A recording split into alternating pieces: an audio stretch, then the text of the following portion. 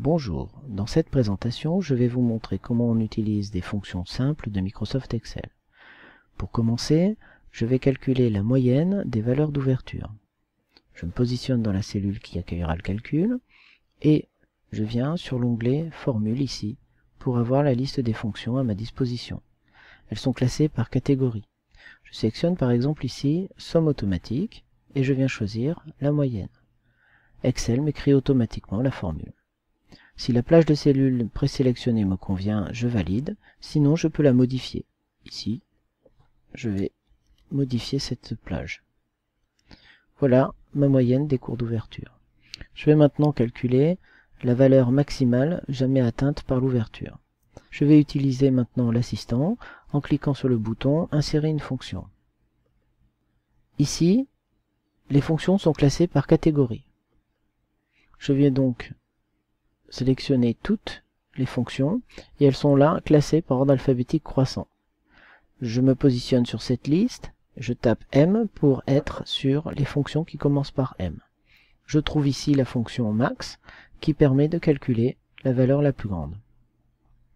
Je valide et dans l'assistant, je choisis la plage de cellules dont je veux connaître le maximum.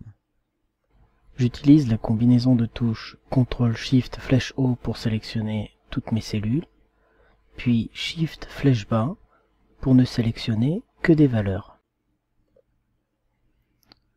Je valide et j'ai la valeur maximale atteinte par l'ouverture. On peut aussi écrire une fonction simplement en la tapant directement quand on sait comment elle s'utilise. Par exemple pour le minimum, j'écris min entre parenthèses B3 B 1492. Voici la valeur minimale de mes valeurs d'ouverture. Pour terminer, je vais calculer l'écart type. Donc, de la même façon, je lance l'assistant, insérer une fonction. Dans la liste, je tape E, et je me positionne sur les fonctions qui commencent par E. Je vois que concernant l'écart type, j'ai 4 fonctions à ma disposition. Écart type.personne, écart type.standard, écart type P.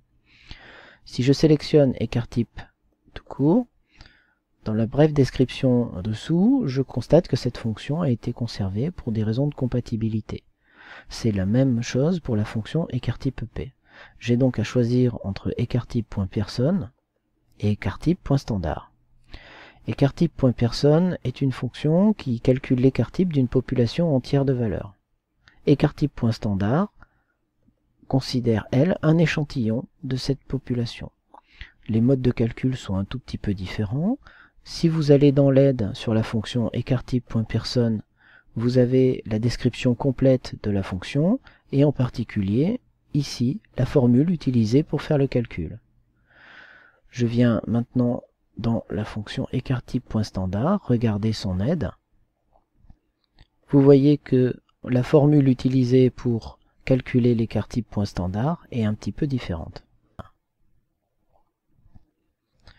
Nous considérons que nous avons l'ensemble des valeurs, nous allons donc utiliser la fonction écart type.personne. Je valide. Il me propose une plage de valeurs prédéfinie qui ne correspond pas du tout à celle qui m'intéresse. Je la modifie à la main, B3 B 1492.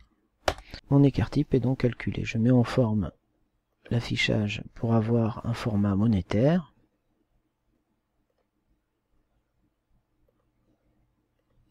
Ceci conclut cette présentation de l'utilisation de fonctions à l'aide de l'assistant dans Microsoft Excel.